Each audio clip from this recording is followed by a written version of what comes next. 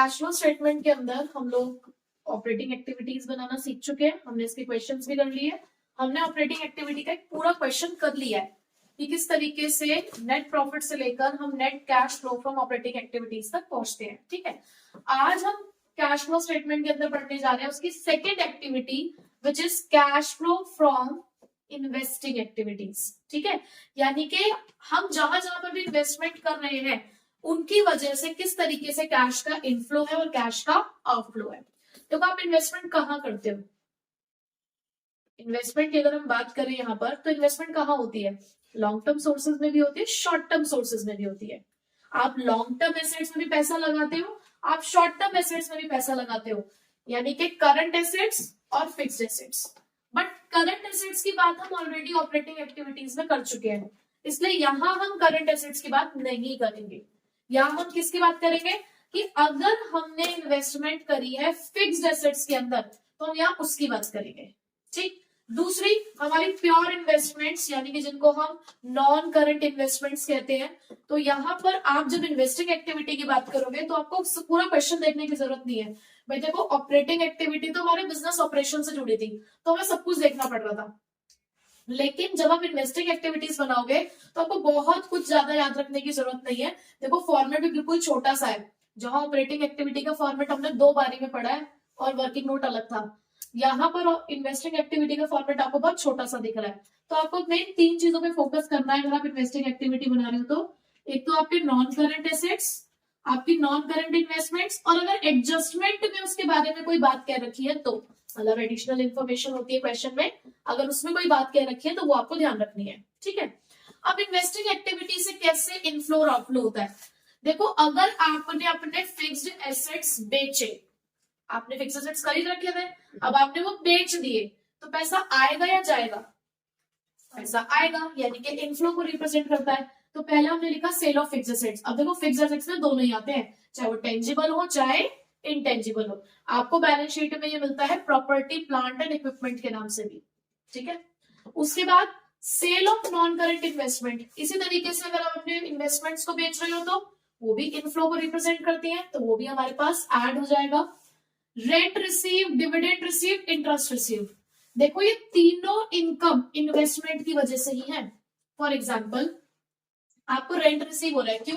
आपने कोई fixed asset खरीद रखा है, बिल्डिंग, आपने उस बिल्डिंग को किसी को कमर्शियल पर्पस के लिए यूज करने के लिए दे रखा है, आपके पास रेंट आता है। वो रेंट क्यों आ रहा है? आपने इन्वेस्टमेंट करी तभी आ रहा है ना, तो रेंट रिसीव इन्वेस्टिंग एक्टिविटी का पार्ट है। डिविडेंड रिसीव, आपने किसी कंपनी के शेयर्स खरीद रखे हैं, किसी कंपनी के शेयर खरीदना इन्वेस्टमेंट ही कहलाता है, तो वो आपको इन्वेस्टमेंट पे रिटर्न आ रहा है, तो डिविडेंड रिसीव भी यहाँ आता है। इन रेंट, डिविडेंड और इंटरेस्ट, ये तीनों चीजें आपकी इन्वेस्टिंग एक्टिविटी का रिटर्न है, तो यहाँ के इनफ्लो में इसको हम ऐड करेंगे। ठीक है, उसके बाद इसी का अपोजिट, अगर आपने फिक्स्ड एसेट्स खरीदे हो तो आउटफ्लो होगा ना, तो इसलिए परचेज ऑफ फिक्स्ड एसेट्स आपके नेगेटिव बैलेंस को शो करता है क्योंकि ये आउटफ्लो है। ऐसे ही purchase of non current investments outflow को रिप्रेजेंट करता है। अब ये गलती मत कर देना, rent paid, dividend paid, interest paid यहाँ तो नहीं, ये नहीं करना क्योंकि वो इन्वेस्टिंग एक्टिविटी का पार्ट नहीं है। ठीक है, इंटरेस्ट पेड करने का मतलब क्या हुआ? आपने किससे पैसा उधार लिया है तो वो फाइनेंस है, वो फाइनेंसिंग एक्टिविटी में आएगा, यहाँ नहीं आएगा। ठीक है, तो सिर्फ रेंट, डिविडेंड और इंटरेस्ट रिसीव्ड ही यहाँ पर आपने लिखने हैं। क्लियर हो गया फॉर्मेट? सिंपल क्या है, sale and purchase of fixed assets, sale and purchase of non current investments, rent received, interest received, dividend received, that's it. ठीक है, तो अब इसका एक क्वेश्चन कर लेते हैं। लेकिन एक चीज और मैं आपको इसमें बता दूं, वर्किंग नोट, कभी कभी आपको इन्वेस्टिंग एक्टिविटी में कुछ वर्किंग नोट्स बनाने पड़ेंगे। क्यों? क्योंकि देखो, मुझे ना एसेट की सेल परचेज चाहिए। अब क्वेश्चन में क्या होगा, आपके पास ओपनिंग बैलेंस होगा, क्लोजिंग बैलेंस होगा, और नीचे इंफॉर्मेशन होगी कि हमने एक एसेट बेचा है, तो कहीं ना कहीं आपकी वहां पे परचेज भी होगी, तो परचेज डायरेक्ट नहीं दे रखी होती है, हमें निकालनी पड़ती है। तो कैसे निकालेंगे हम? एसेट अकाउंट बना के। ये आप पढ़ चुके हो ऑलरेडी, आपने 11th के बचपन में पढ़ाई, कॉमर्स के बचपन में आप ये एसेट अकाउंट बनाना सीख चुके हो। कैसे बनता है? Fixed assets, opening balance, closing balance. ठीक है, अगर आपने कोई एसेट बेचा तो by bank account, sale value आ जाएगी। आपने उस एसेट पे अब तक जितना भी डेप्रिसिएशन लगाया होगा, ये सब कब आएगा? जब आप सेपरेट अकाउंट मेंटेन करते हो डेप्रिसिएशन का। इसे तब आता है। तो बाय एक्यूमुलेटेड डेप्रिसिएशन, बेचने पर अगर लॉस हुआ तो इधर, प्रॉफिट हुआ तो इधर। बैलेंसिंग फिगर से ज्यादातर आपकी ये वाली वैल्यू निकलती है टू बैंक अकाउंट। और इन्वेस्टिंग में मुझे सिर्फ इन्हीं दो वैल्यू से फर्क पड़ता है, क्योंकि मुझे यही दो तो रिकॉर्ड करनी है, purchase of fix asset, sale of fix asset. तो इस वाले का काम क्या है, एक्यूमुलेटेड डेप्रिसिएशन का। कभी कभी जैसे हमें ऑपरेटिंग और इन्वेस्टिंग दोनों बनानी होती है ना, तो ये वाला अकाउंट ऑपरेटिंग में काम आता है। क्यों? क्योंकि ऑपरेटिंग में ना मुझे ये वाला डेप्रिसिएशन चाहिए होता है। ये डेप्रिसिएशन आप ऑपरेटिंग में ऐड करते हो, वो करते हैं ना add non cash and non operating income, sorry non cash and non operating expenses, वहां डेप्रिसिएशन आप लिखते हो तो ये वाला डेप्रिसिएशन लिखा जाता है। तो क्या होता है, क्वेश्चन में आपको ओपनिंग बैलेंस दे रखा होता है, क्लोजिंग बैलेंस दे रखा होता है, ये वाला डेप्रिसिएशन दे रखा होता है कि जिस एसेट को हमने बेचा उसके ऊपर अब तक का डेप्रिसिएशन बैलेंसिंग फिगर से ही आ जाता है। ठीक है, तो ये ऑपरेटिंग में इस्तेमाल होने वाली चीज है, तो वहां आपका ये यूज होगा। आपका ये वाला बैंक अकाउंट कहाँ आएगा, ये बैंक अकाउंट आएगा आपका इन्वेस्टिंग में, और ये वाला बैंक अकाउंट कहाँ आएगा, इन्वेस्टिंग में। और देखो प्रॉफिट और लॉस आप कहाँ यूज करते हो, ऑपरेटिंग में। याद करो, होता है या नहीं होता use, loss on sale of fixed asset, profit on sale of fixed asset, करते हो ना यूज। तो हर चीज का कहीं ना कहीं यूज है। क्लियर हो गया बाकी नोट, क्वेश्चन से आपको ज्यादा क्लियर होगा। ठीक है, तो अब इससे रिलेटेड हम क्वेश्चन नंबर 24 कर लेते हैं। देखो जरा क्वेश्चन क्या है, from the following information calculate the cash flow from investing activity. हम इन्वेस्टिंग एक्टिविटी से कैश फ्लो निकालना है। आपको मशीनरी दे रखी है एट कॉस्ट, जो अभी मैंने आपको फॉर्मेट बताया ना, एसेट अकाउंट और डेप्रिसिएशन अकाउंट, वो एट कॉस्ट वाला ही है। अगर बुक वैल्यू है या डब्ल्यूडी है तो एक ही अकाउंट बनता है, फिर डेप्रिसिएशन अकाउंट अलग से नहीं बनता। ठीक है, अब देखो क्वेश्चन में आपको मशीनरी भी दे रखी है, एक्यूमुलेटेड डेप्रिसिएशन का ओपनिंग क्लोजिंग बैलेंस भी है, पेटेंट्स है हमारे पास, और नीचे एडिशनल इन्फॉर्मेशन है। देखो अगर एडिशनल इन्फॉर्मेशन है तो आपने ना डायरेक्ट आंसर नहीं निकालना, पहले अकाउंट बनाने हैं तभी आंसर निकालना है। ठीक है, बिल्कुल भी जल्दबाजी नहीं करनी है, डिफरेंस निकाल दिया और हमें परचेज और सेल मिल गया। जैसे कि अगर क्लोजिंग बैलेंसेस की बात करूं तो मशीन का क्लोजिंग बैलेंस 10 लाख है और ओपनिंग बैलेंस 9.5 लाख है, तो देखकर तो ये लग रहा है कि 50,000 की मशीन हमने खरीदी है, बट ऐसा नहीं है, मसला कुछ और ही है यहाँ। तो उसके लिए पहले हमें क्या करना पड़ेगा, अकाउंट बनाना पड़ेगा। तो चलो पहले अकाउंट बना लेते हैं। वर्किंग नोट के अंदर हम बनाते हैं अपना मशीनरी अकाउंट। ठीक है, मैं टी शेप अकाउंट बना रही हूँ, आप अपना प्रॉपर अकाउंट बनाइएगा। ठीक है, सबसे पहले यहां पर हम लिखते हैं टू बैलेंस बीडी, यानी कि हमारा ओपनिंग बैलेंस जो कि है हमारे पास 9.5 लाख। फिर आप यहां लिखेंगे closing balance by balance CD जो कि है हमारे पास 10 लाख। आगे बढ़ते हैं, लिखा है during the year machine costing ₹90,000 with accumulated depreciation of 60,000 was sold for 50,000। अब इतना सब कुछ कह गए वो, क्या कहा उन्होंने, बहुत सिंपल सी बात बोली। उन्होंने बोला मशीन कॉस्टिंग ₹90,000, यानी कि जिसको आपने खरीदा था 90,000 का, जिस पर अब तक का डेप्रिसिएशन 60,000 है। जब आपने उसको खरीदा था तब वो 90 की थी, आपने 60,000 का डेप्रिसिएशन लगा दिया, 60,000 का डेप्रिसिएशन आपने लगा दिया, तो आज की डेट में उसकी वैल्यू कितनी है, बुक वैल्यू 30,000। आप उस 30,000 की चीज को कितने का बेच रहे हो, 50,000 का। ये तो बहुत बढ़िया बात हो गई, 20,000 रुपए एक्स्ट्रा आ रहे हैं, which is profit on sale. बात समझ आ गई, 90,000 का था, अब तक 60,000 का डेप्रिसिएशन लगा, आज के डेट में 30,000 की है, 30,000 की चीज आप 50,000 की बेच रहे हो, तो आपको हो गया प्रॉफिट।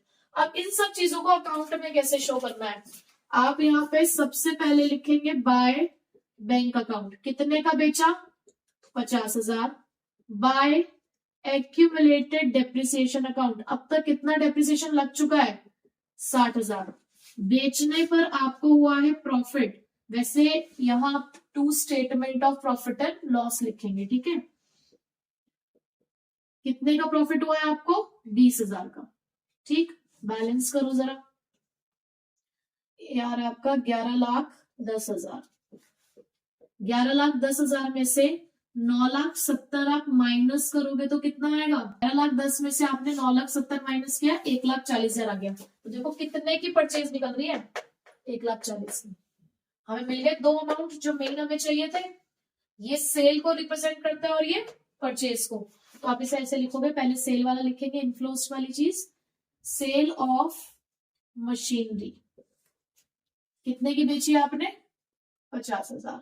थोड़ा सा गैप छोड़ के परचेज ऑफ मशीनरी, जिसकी कैलकुलेशन आपने वर्किंग नोट नंबर 1 में करी है। कितने की परचेज करी आपने, 1,40,000, क्योंकि ये आपके लिए नेगेटिव अमाउंट है तो ब्रैकेट में। यहाँ तक कोई दिक्कत नहीं। आगे चलते हैं। आगे उन्होंने पेटेंट्स दे रखे हैं, ये भी मैं देखूं तो 3 लाख से 2 लाख हो रहे हैं, तो कम हो रहे हैं, सेल भी कह सकते हो, रिटर्न ऑफ भी कह सकते हो। अब इसकी क्लैरिटी कैसे होगी, नीचे इसके बारे में भी एक वर्किंग नोट है, नीचे इसके बारे में भी एक एडिशनल इन्फॉर्मेशन दे रखी है, that patents return of for 50,000 कि हुए हैं रिटर्न ऑफ, लेकिन 50,000 के हुए सिर्फ। While a part of patents were sold, part of patent, ये नहीं बताया कितने के बिके हैं, ये बताया कि कुछ पेटेंट्स हमारे बिक गए हैं 40,000 के प्रॉफिट पे। अब मुझे नहीं पता कितने के बिके हैं, या हो सकता है कुछ खरीदा भी हो, तो अकाउंट बना के ही क्लैरिटी आएगी। ठीक है, तो बनाते हैं। पेटेंट का भी बिल्कुल वैसे ही बनेगा जैसे आप नॉर्मल अदर एसेट्स के अकाउंट बनाते हो। अब आप बनाने जा रहे हो अपना working note number 2, patent account. सबसे पहले क्या करोगे, टू बैलेंस बीडी, कितने का बैलेंस है आपके पास पेटेंट्स का, स्टार्टिंग में 3 लाख के थे, एंड में आपके पास कितने बच रहे हैं, 2 लाख के। ठीक है, उन्होंने बोला कि आपके 50,000 के पेटेंट्स रिटर्न ऑफ हो गए, रिटर्न ऑफ मतलब कम हो गए, तो वो लिखते हैं प्रॉफिट एंड लॉस अकाउंट में। अगर आप ऑपरेटिंग एक्टिविटी बना रहे होते तो ये वाला उसमें आता, non cash and non operating expenses में, अमोर्टाइज्ड। ठीक है, इंटेंजिबल एसेट है ना। उसके बाद उन्होंने बोला कुछ बेचे हैं, कितने के प्रॉफिट पे, उन्होंने बोला 40,000 के प्रॉफिट पे आपने कुछ पेटेंट्स बेचे हैं, तो प्रॉफिट तो हमें पता है ना कि यहाँ लिखा जाता है, तो हम लिख देते हैं। इसके अलावा कोई और इन्फॉर्मेशन नहीं है हमारे पास क्वेश्चन में, तो ठीक है बैलेंस करते हैं। देखो इधर का टोटल है 3,40,000 और इधर का टोटल भी 3,40,000 होना चाहिए, जबकि यहाँ तो सिर्फ 2.5 लाख लिखा है। कितने से डिफरेंस आ रहा है, 90,000 से, तो आप यहाँ 90,000 लिख दोगे। दैट मीन्स आपने पेटेंट्स 90,000 के बेचे हैं। मिल गई ना sale value, sale of intangible asset. Sale of patents 90,000 पर पॉजिटिव वालों का टोटल करो 1,40,000, नेगेटिव देखो वो भी 1,40,000 आ रहा है, तो आपका आंसर यहाँ पे बाय चांस क्या आ गया है, नेट। ठीक है, तो आप इसको क्या लिख दोगे, net cash flow from investing activities. ठीक है, अब एक और क्वेश्चन देखते हैं, क्वेश्चन नंबर 29। इसमें थोड़ी सी इंफॉर्मेशन अब ज्यादा है हमारे पास। क्वेश्चन है calculate the cash flow from investing activities from the following. आपके पास बहुत सारे एसेट्स दे रखे हैं और नीचे एडिशनल इन्फॉर्मेशन भी काफी सारी है आपके पास। ठीक है, तो थोड़ा सा ध्यान से करेंगे क्वेश्चन को। सबसे पहले लिखा है इन्वेस्टमेंट इन लैंड, ओपनिंग और क्लोजिंग बैलेंसेस दोनों सेम है, तो नीचे जरा लैंड के बारे में कुछ अगर इन्फॉर्मेशन है तो हम वो पढ़ लेते हैं। लिखा है a piece of land was purchased as an investment out of surplus. It was let out for the commercial purpose and the rent received was 20,000. उन्होंने कहा हमारे पास कोई पीस ऑफ लैंड था, हमने कमर्शियल पर्पस के लिए दिया, वहां से हमारे पास से रेंट आता है, रेंट रिसीव्ड दे रखा है आपको क्वेश्चन के अंदर, तो लिखोगे या नहीं लिखोगे इन्वेस्टिंग में, बिल्कुल लिखोगे, इन्वेस्टिंग का पार्ट होता है, तो आप यहाँ पे लिख दोगे रेंट रिसीव्ड, कितना 20,000। ठीक है, उसके बाद next shares in Damodar limited. अब आपके पास इसका भी अमाउंट सेम है, ओपनिंग और क्लोजिंग, यानी कि आपने दामोदर लिमिटेड के शेयर्स खरीद रखे, इन्वेस्टमेंट है। नीचे सेकंड पॉइंट इसी के बारे में ही है, dividend receive from Damodar limited at the rate 12%। Dividend received वो भी हमारा इन्वेस्टिंग का पार्ट है, तो यहां पर लिख दो डिविडेंड रिसीव्ड। कितना अमाउंट, देखो 1.5 लाख दे रखा है, दोनों ही अमाउंट सेम है। अगर ये दोनों अमाउंट सेम ना होते तो प्रीवियस ईयर बैलेंस, या तो डेट दे रखी होती कि कब बढ़ा और घटा है हमारा बैलेंस। अगर डेट नहीं दे रखी, कोई अदर इंफॉर्मेशन या डिफरेंट बैलेंसेस है, सपोज करो ओपनिंग होता है 1 लाख और क्लोजिंग होता है 1.5 लाख, तो जो प्रीवियस ईयर बैलेंस है यानी कि जो ओपनिंग बैलेंस है 1 लाख, आप उस पर कैलकुलेट करोगे। इट इज एन असम्पशन कि कभी भी अगर कुछ ही मेंशन ना हो, हमें इंटरेस्ट निकालना है, डिविडेंड निकालना है, तो हमेशा हमें ओपनिंग बैलेंस पे यानी कि प्रीवियस ईयर बैलेंस पे ही निकालना है। 18,000 आ गया, ठीक है। 12% लॉन्ग टर्म इन्वेस्टमेंट। अब देखो लॉन्ग टर्म इन्वेस्टमेंट के अमाउंट डिफर है, 50,000 की प्रीवियस ईयर में है और 80,000 की करंट ईयर में है। और नीचे इन्वेस्टमेंट के बारे में फिफ्थ पॉइंट भी हमें दिख रहा है that during the year 12% investments were purchase for ₹1 lakh and some investments were sold and interest on investment for the year was duly received। तो दो एडजस्टमेंट है बेसिकली इसमें, इंटरेस्ट रिसीव्ड की भी है और इन्वेस्टमेंट की भी है, ठीक है। तो देखते हैं जरा, आप अकाउंट बनाओगे,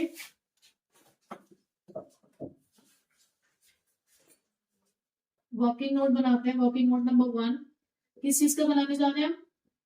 12% इन्वेस्टमेंट अकाउंट, ठीक है। चलिए सबसे पहले लिखते हैं ओपनिंग बैलेंस। कितने का ओपनिंग बैलेंस है हमारे पास? 50,000। और क्लोजिंग बैलेंस कितना है हमारे पास? 80,000। ठीक, during the year 1 lakh rupees की इन्वेस्टमेंट आपने खरीदी थी, ठीक है। तो अगर आपने खरीदी थी तो आप यहां लिखोगे, परचेजेस आप यही लिखेंगे, इस बात का ध्यान रखिएगा, 1 लाख की। फिर उन्होंने बोला कुछ इन्वेस्टमेंट आपने 10,000 के प्रॉफिट पे बेची है। कितने की बेची है ये नहीं बताया, 10,000 के प्रॉफिट पे बेची है। तो ठीक है, हमें ये तो पता है ना कि प्रॉफिट इस साइड आता है, हमने यहाँ लिख दिया। हम जो जो इंफॉर्मेशन लिख सकते थे हमने लिख दिया है, तो हम बैलेंस कर लेते हैं। हमने देखा यहाँ का टोटल है 1,60,000 और यहाँ का टोटल है 80, तो बचा हुआ 80 कहाँ जाएगा? यहाँ पर। दैट मीन्स आपने 80,000 की इन्वेस्टमेंट बेची होगी। बताइए कोई दिक्कत? तो आप यहां पे लिख दोगे आप सेल ऑफ इन्वेस्टमेंट। कितने की बेची आपने इन्वेस्टमेंट? 80,000 की। But at the same time आपने इन्वेस्टमेंट खरीदी भी है, तो परचेज ऑफ 12% इन्वेस्टमेंट। मुझे कैसे पता चला कि इन्वेस्टमेंट खरीदी है? ये लिखा ना आपने एड टू बैंक अकाउंट, और क्वेश्चन में क्लियरली गिवन भी था। क्वेश्चन में फिफ्थ पॉइंट के अंदर एक और लाइन लिखी हुई थी, interest on investment was duly received. अब कैसे इंटरेस्ट कैलकुलेट करेंगे आप? पहले तो आप मुझे बताओ इंटरेस्ट का रेट क्या है? 12%, क्योंकि उसके आगे वही प्रीफिक्स है। कौन से अमाउंट पे कैलकुलेट करोगे? यस, प्रीवियस ईयर, जो कि कितना है आपके पास? 50,000, ठीक है। तो आप यहां लिखोगे इंटरेस्ट रिसीव्ड 50,000 इंटू 12%, तो ये आ गया आपका 6,000, ठीक है। आगे चलते हैं, प्लांट एंड मशीनरी। अब मुझे सीधे सीधे दिख रहा है नीचे की प्लांट एंड मशीनरी में भी कुछ एडजस्टमेंट है, ठीक है। तो इसका मतलब इसका भी हमें क्या बनाना पड़ेगा? अकाउंट बनाना पड़ेगा, plant and machinery account. Short में मैं लिख रही हूं, आप नहीं लिखेंगे। सबसे पहले to balance reading. Opening balance कितना है हमारे पास? Previous year balance 6 lakh. By balance reading, current year balance कितना है? 7,50,000। आगे देखते हैं क्या लिखा है। लिखा है अ मशीन कॉस्टिंग ₹80,000, कॉस्टिंग 80 की है, डेप्रिसिएशन प्रोवाइडेड देयर ऑन, जिसके ऊपर अब तक 30,000 रुपए का डेप्रिसिएशन लग चुका है। पहले देखो क्या क्वेश्चन में एक्यूमुलेटेड डेप्रिसिएशन का ओपनिंग क्लोजिंग बैलेंस है? ये रखा है क्या? नहीं। तो मुझे ना उस एसेट की बुक वैल्यू से मतलब है। उन्होंने बताया आपने 80,000 का खरीदा था, 30,000 अब तक डेप्रिसिएशन लगा चुके हो, तो आज के डेट में कितने की है वो? ठीक है, 80,000 का आपने इसको खरीदा था, 30,000 उसके ऊपर अब तक डेप्रिसिएशन लग चुका है, आज के डेट में कितनी वैल्यू है इसकी? 50,000। अब वो 50,000 वाली चीज आप 35,000 का बेच रहे हो, 50 की चीज 35 की बेच रहे हो, प्रॉफिट है लॉस? कितने का? 15,000 का, ठीक है। तो आप देखो इसको कैसे रिकॉर्ड करोगे? आप यहां लिखोगे बाय बैंक अकाउंट 35,000, और लॉस पे बेचा by profit and loss account 15,000। बताइए यहाँ पे कोई दिक्कत नहीं। आगे लिखा है पूरे साल आपने डेप्रिसिएशन 70,000 का लगाया अब तक सभी मशीन्स पर, तो बाय डेप्रिसिएशन अकाउंट 70,000। बस जितना लिख सकते थे उतना लिख दिया है। अब इधर का टोटल है आपका 8,70,000, इधर भी 8,70,000 लिखना है। तो जो डिफरेंस आ रहा है बेसिकली वो क्या है आपके लिए, जो डिफरेंस है वो आपके लिए है परचेज। कितना, 2,70,000। समझ आ रही है बात। सेल और परचेज उठाना है बस। हमने उठाया यहां से sale of plant and machinery. कितने की सेल करी हमने, 35,000 की। और खरीदी कितने की है, 2,70,000।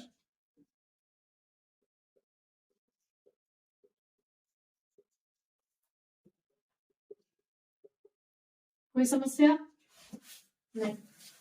चलो आगे चलते हैं। पेटेंट्स, पेटेंट्स में भी ट्विस्ट है। फिर से अकाउंट बनाए पेटेंट्स का भी, यहाँ बना रही हूँ मैं, ठीक है। ये हमारे पास वर्किंग नोट नंबर 2 था। तो अब पेटेंट्स का भी हम ओपनिंग बैलेंस देख लेते हैं। हमारे पास पेटेंट्स का ओपनिंग बैलेंस कितना है, 1 लाख। क्लोजिंग बैलेंस कितना है, 70,000। ठीक है। इंफॉर्मेशन वही जैसे प्रीवियस क्वेश्चन में थी कि हमारे 20,000 के पेटेंट्स रिटर्न ऑफ हो गए। तो रिटर्न ऑफ हो गए इसका मतलब खत्म हो गए ना, by profit and loss account 20,000। फिर लिखा है कि कुछ पेटेंट्स आपने 10,000 के प्रॉफिट पे बेचे हैं, तो प्रॉफिट आप इधर लिखते हो to profit and loss account. कितने के प्रॉफिट पे, 10,000। जितना लिख सकते थे उतना लिख लिया। 1,10,000 इधर और 1,10,000 इधर। 90,000 माइनस करोगे 1,10,000 में से कितना आएगा, 20,000। ये मिल गया आपको bye bank account balancing figure.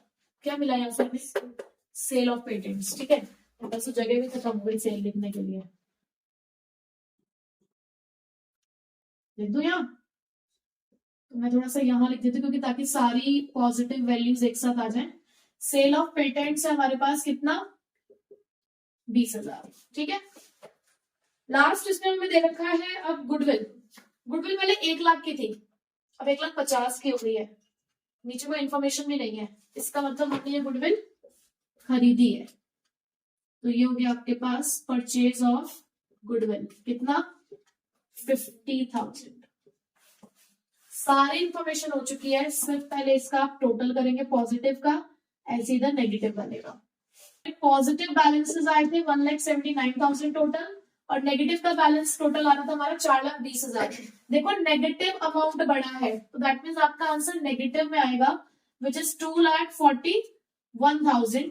तो क्योंकि बैलेंस नेगेटिव में आया है तो आप इसे लिखोगे net cash used in investing activities. तो इसी के साथ इन्वेस्टिंग एक्टिविटीज को खत्म करते हैं। तो मैंने एक ऐसा क्वेश्चन आपको कराया जिसमें ऑलमोस्ट सारी बातें आपकी कवर अप हो चुकी है। ठीक है, तो आगे के जो क्वेश्चन है ना वो थोड़ा मिक्स आएंगे, जैसे कि एक साथ ऑपरेटिंग इन्वेस्टिंग बनानी है, इस तरीके के। बट हम पहले फाइनेंसिंग करेंगे, उसके बाद वाले क्वेश्चंस करेंगे। ठीक है।